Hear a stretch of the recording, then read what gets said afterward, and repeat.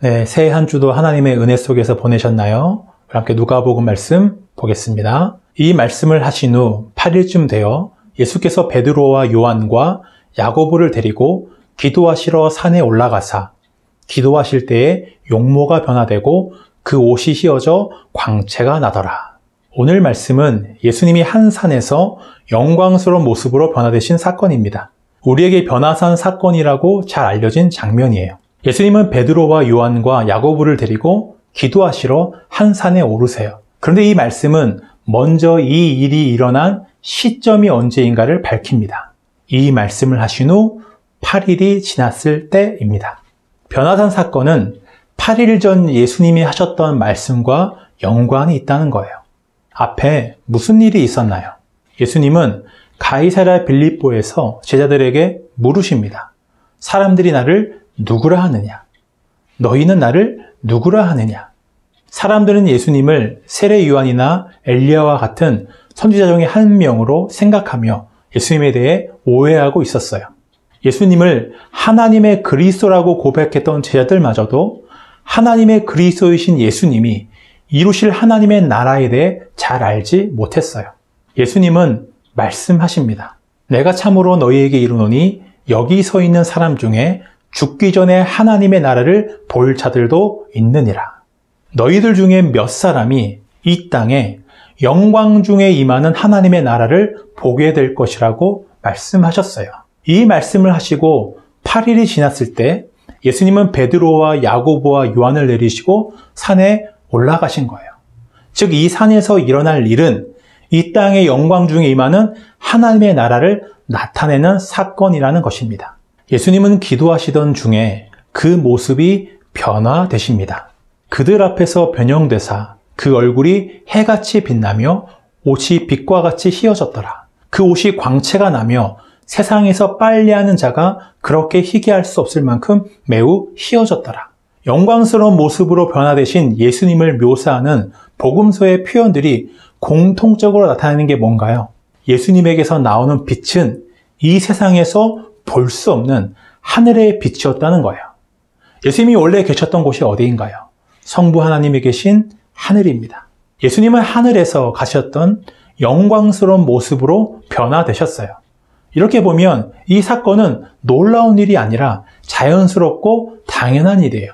예수님이 원래 하늘에서 가셨던 영광을 드러내신 것입니다.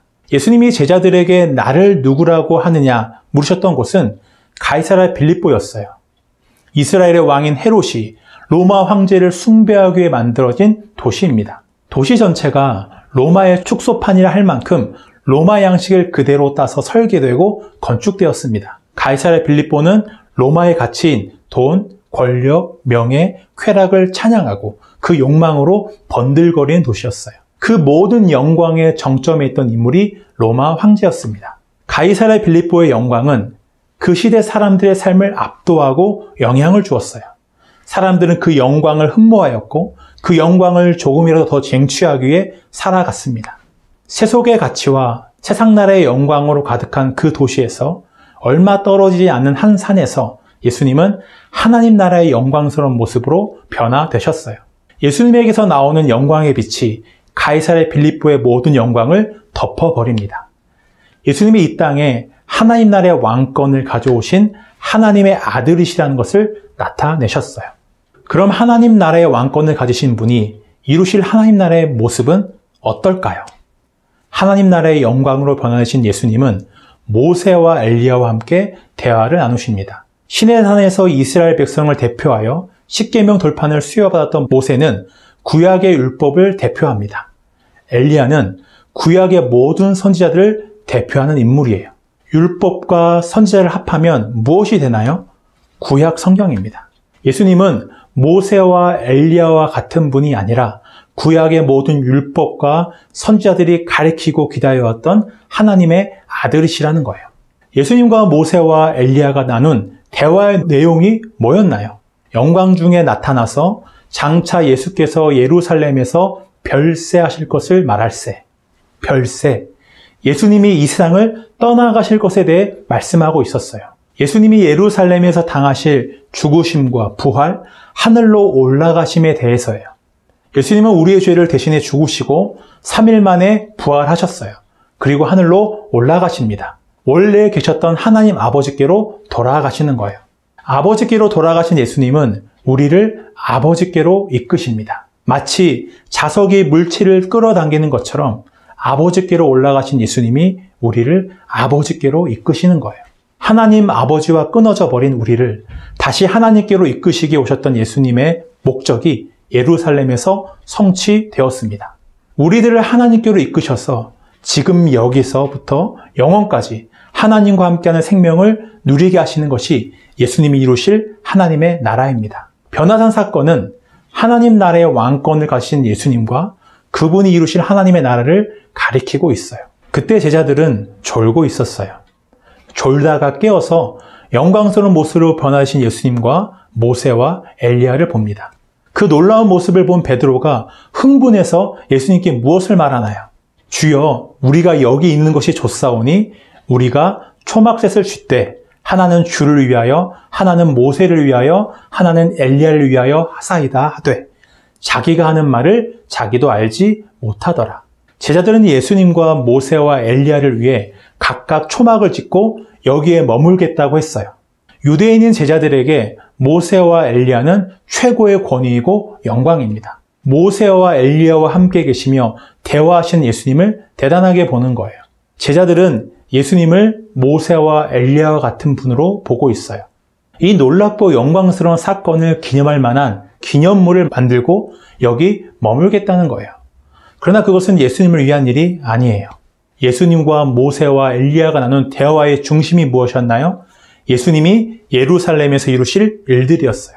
그들은 여기에 초막을 짓고 머무는 것이 아니라 이 산에서 일어난 놀라운 사건이 가리키는 예루살렘으로 예수님과 함께 가야 했습니다. 자기가 하는 말을 자기도 알지 못하더라. 그들은 자신들이 본 이 놀라운 일들의 의미가 무엇인지, 자신들이 예수를 위해 해야 할 일이 무엇인지 알지 못했어요. 피상적인 현상에만 취해서 횡설수설하고 있었습니다. 그때 갑자기 구름이 일어나 거기 있는 모두를 덮어버렸어요.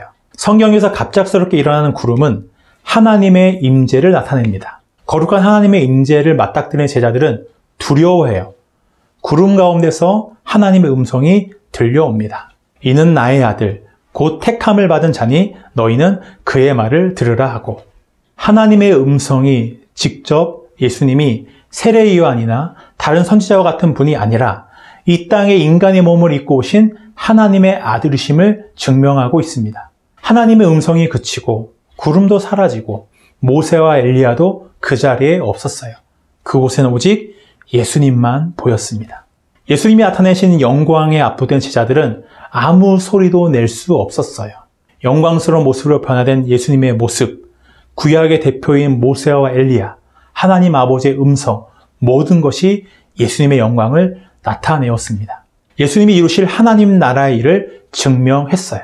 그 시대의 사람들은 가이사랴 빌립보의 영광에 사로잡혀 있었어요.